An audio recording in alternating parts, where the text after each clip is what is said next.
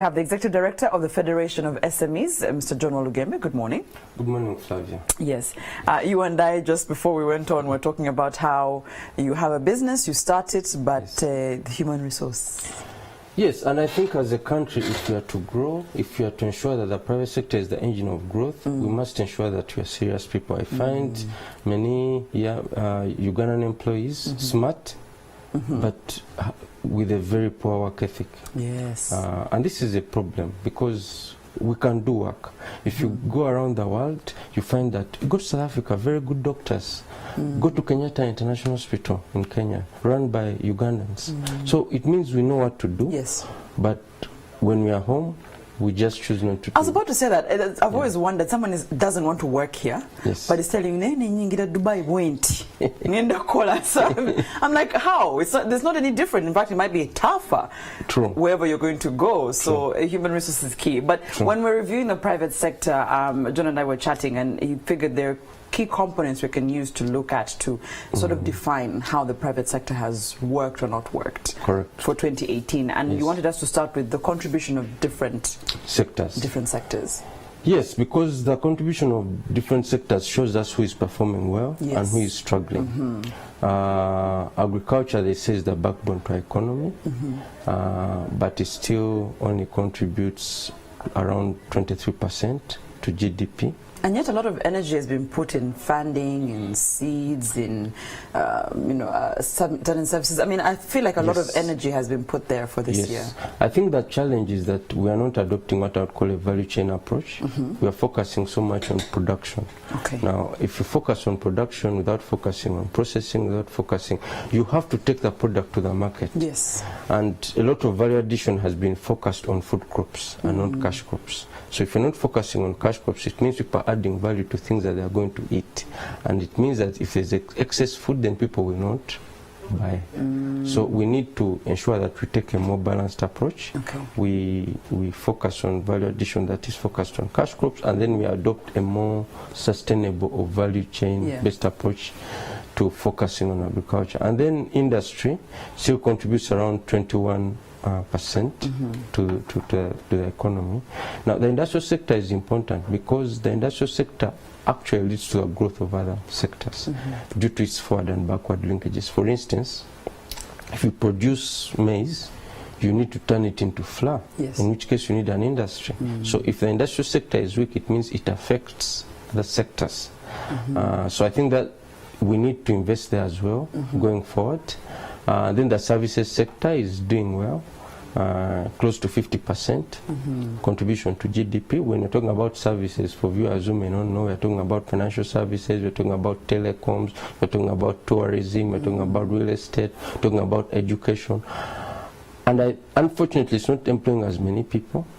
Yet it serves many people. Yes, it serves many people and contributes a lot to GDP because it's the level of skill. You know, you cannot work in a bank except if you have a certain level of education. You cannot teach in a school except if you... So it means that the more we skill our people, the more they'll transition from being employed in the agriculture sector. Because you still have a huge percentage of our population dependent on agriculture. Why? Because of low skills. Yes. So if they are skilled, that are required. If they are skilled, then they are able to transition into the other service sector or the industry. Of the economy. So it's contributing a lot, but you're saying it's not employing enough. It's not it's not. So there's space to be employed, because unemployment is also a big problem.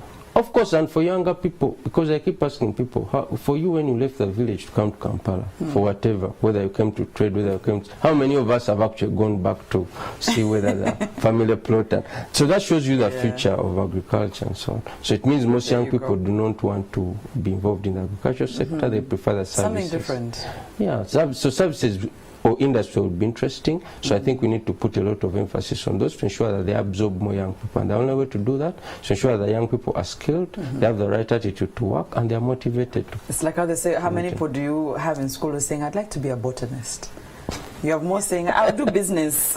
Correct. Yeah, right. Correct. I'll study business, and of course the business school churns in more than, you know, those who are going to study. Business schools across the world are cash cows. Yes, nobody's studying seed quality. No. Very few. You see what I mean? Yeah. So we need to figure that out. So that's contribution. Yes. And that's how it has stood 2018. Yes. I feel like the projection might be the same for 2019. The projection for the service sector should be better. Okay. Because government has been investing, for instance, in the tourism sector. You have a lot of innovation around the financial services, around ICT, here of fintech. People are looking at better ways in order to ensure that there's financial inclusion. So I see a lot of opportunity for growth there. Okay. As well as the agricultural sector, because of the investment that government is putting there. Okay. Yes. So then we're talking about formalizing the sector. You're saying that is still a challenge. Yeah, the private sector in Uganda is largely informal for many reasons. One is that, in my opinion, from the private sector, there is limited incentive for people to formalize. Because as soon as people formalize, then they are run after them by government agencies for taxes. So what we're saying by informal, we're saying you're operating, you have a business year in, year out, but there's... You don't pay tax, you don't have... You're operating below the radar. No one knows you. You are anonymous. We're seeing your shop, we're seeing your business. You're anonymous. But that's it. That reminds me, you know, sometime went with a representative, said, I'm a representative of an informal association. The man said, no, if you're informal, we don't know you. Yeah. You are anonymous. I cannot say you. Don't participate in anything because you don't exist. Because you don't exist. So I think what we need to do, and that reminds me of, you know, government has made an effort to ensure people formalize, but sometimes they make mistakes. You know, they have this program called TREP. It's the big one this year. We're told in one place you can get registered, you can pay your taxes, you can do all sorts of things. And then the program starts with tax. So if someone wants to formalize, and then the program is called tax registration and expansion, it means that they'll be scared. So I think we need to make it extremely attractive for people to formalize and friendly. Yeah. I think taxes will be a discussion later on, because I feel like that's one of the biggest problems. But just before we continue with the review for this year, I mean, the last time John was here, he explained what micro is, small is, and what it would mean for your business to fall under medium as well. Correct. Of course, you did also explain that this is not, it's a template. It's a template, it's a working guide. Yeah, because you said micro, but not more than 5. Not more than 5 employees. And the turnover of about 10 million shillings. Exactly. For small, it was about 50. Correct. Employees, and is it 100 million? 100 million, yes. And for medium sized, you at the very least 100. So for medium size, 100 employees and 360 million. Yeah, turnover. But you said, I mean, in Uganda you can have 2 people employed. Yes, so there are some sectors where their turnover is high, especially the services sector, because the services sector don't need a lot of manpower. You can find 2 people, oil consultants, seated in one room, generating 3 billion per year. And this is typical. As an economy evolves, people go into the services sector, you find that you have fewer and fewer and fewer employees. So it means that there are those differences. There are those companies that will have a turnover of a large business, but the employees are of a micro business. Yes. So there's a certain flexibility there. And then you also have farms. Farms have very many employees, but a very low turnover. Yeah. Yes. I hear you. So let's talk about credit. Yes. Because that's been a discussion year in, year out. So what has changed this year? Well, so the access to credit is still a challenge. Interest rates are still high. In fact, as we end in the quarter, the central bank has kept the CBR rate at 10%. So that's an indicator. It was a 9% was increased. So it means that every time the central bank raises a CBR, it's like a signal. It's like saying, please go ahead. Central bank has given a signal to private banks to raise the interest rates. For a number of reasons. Some are macro in nature, because of global issues, global oil prices and so on. Some are structural in the economy. We are not exporting enough, a balance of payments and so on. Others, because of the SMEs themselves at the micro level, they have a very high risk profile. And then also because the banks also insist on having a certain form of security, titled land, and we have a very low stock of titled land. because of the nature of our tenure system. So all those have combined to ensure that access to credit is a problem. And then finally, there has been a very huge problem. Government borrowing from commercial banks. So when government indicates that they want to borrow locally, it means that they are crowding out the private sector. If I'm managing a bank, I'm better. If John, I don't know where John stays. I don't know if John will run away. Fine, he has a national ID, has a land title, but I don't know. But if government borrows from me, I am sure government is going nowhere. So banks therefore tend to lend more money to government than to these unknown businesses. Yeah, and actually I think for you to talk about credit, saying that, you know, that whole collateral issue, the security issue, because you mentioned that under micro is where you have women. Women groups. I call them survivalists. They don't go into business because they want. They must survive, feed their children, parent, you know. And so this is not, you're not finding, because I know they were saying that especially with security or collateral, you're not finding women owning. No land. Because at home, when they leave to get married, they say, you are not giving you part of our land, you're going to get married. Get land from your husband. Then when they disagree with the husband says, I didn't marry you formally, so you just go. So she's left in a very precarious situation. So it's hard to now lend to a bank, to lend to such a human being. Thank you very much. And yet, ideally, those are the people who are the most. Exactly. They form the bigger majority of the sector. The bulk of the sector, and they are creating jobs, they are paying fees, they are doing this. I mean, if you are to quantify their contribution, it's huge. So if it's not relying on their personal savings, John, what are they relying on? How are they getting money to put back into the business? Some of them are relying on, they rely heavily on microfinance, group lending. So group lending, and the reason they have been able to succeed is because they are trustworthy.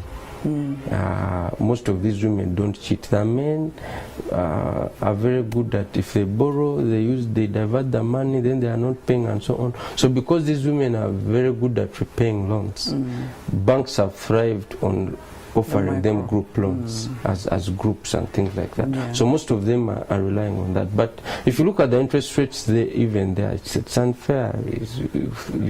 These are being charged over 25%, 30%.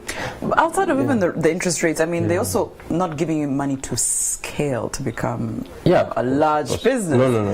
If you're going through group lending, there's only up to so much you can grow to.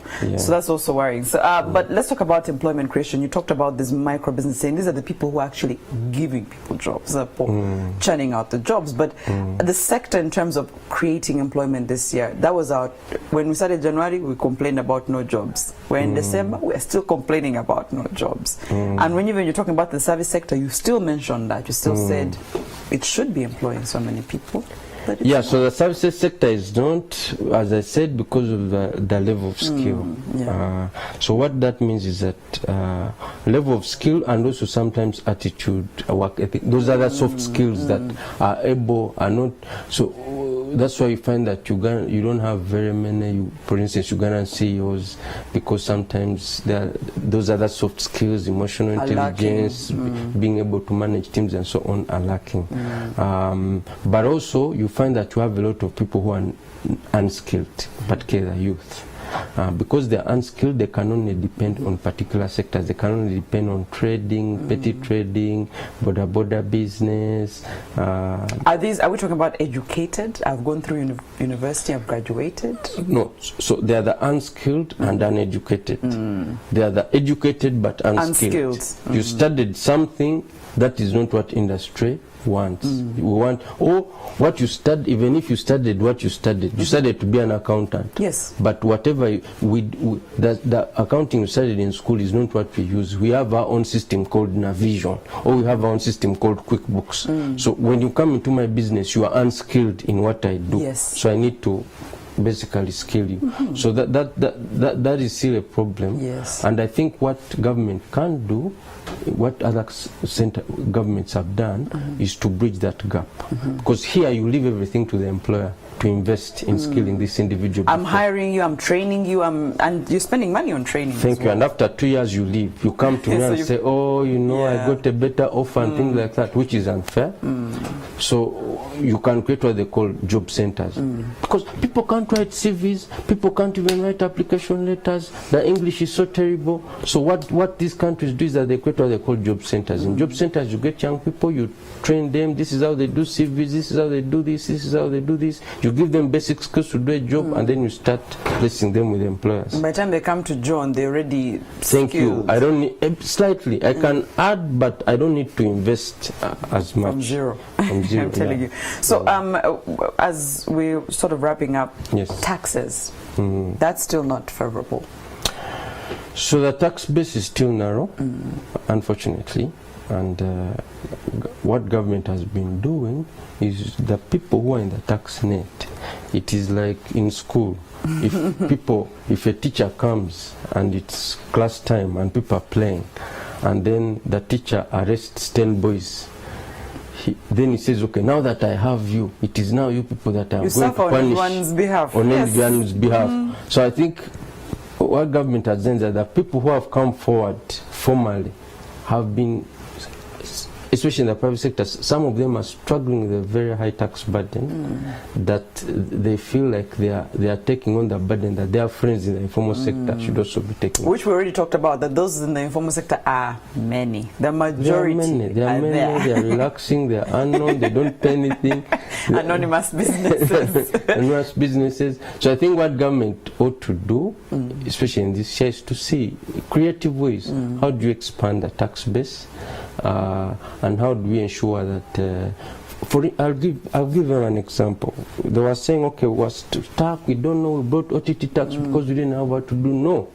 What they can do is to tax production. Now, the reason some of us are opposed to OTT and so on is that, and mobile money tax and so on, you are charging the tunnel. You find someone walking, because if I earned as a teacher, then you find me crossing, then you say, give me 2%. Yes. Then when I come back, you also say, now that you are passing here, please give me 2%. That's unfair. You charge the source. So, one idea I would give them is, for instance, e-commerce. People are now selling over the internet. So it means that this issue of giving trading license because I have a shop is going to go away, because now I have a site, I sell over the site.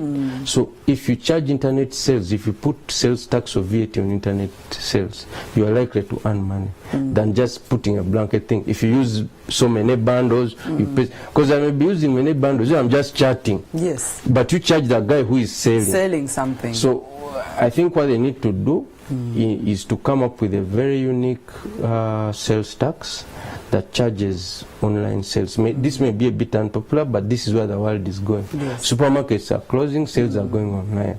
But if Facebook itself is charging me for selling something as a business, then it should be the same thing, really. They're not charging me for chatting to friends. Exactly. They're only charging the business side. Thank you. So I think that's what government needs to do. It needs to charge. Because I am earning, then I can pay. But if I'm not earning, all I'm doing is gossiping. Exactly. Exactly. So I think that is one idea that I can provide government to expand the tax base. Thank you so much for your time. You're welcome, Flavia. John Walugembe, the Executive Director of Federation of SMEs, and that wraps up Morning at NTV. Have yourselves a good morning.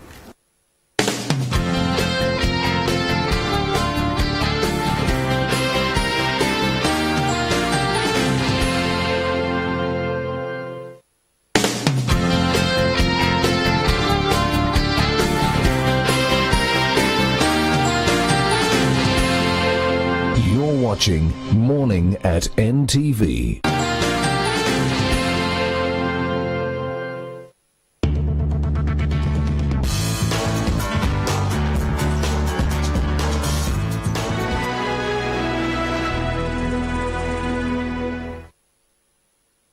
Coming soon on NTV. When I was your age, I always sat with my parents and we would eat, drink, laugh, and talk about the good things that God has done for us as a family.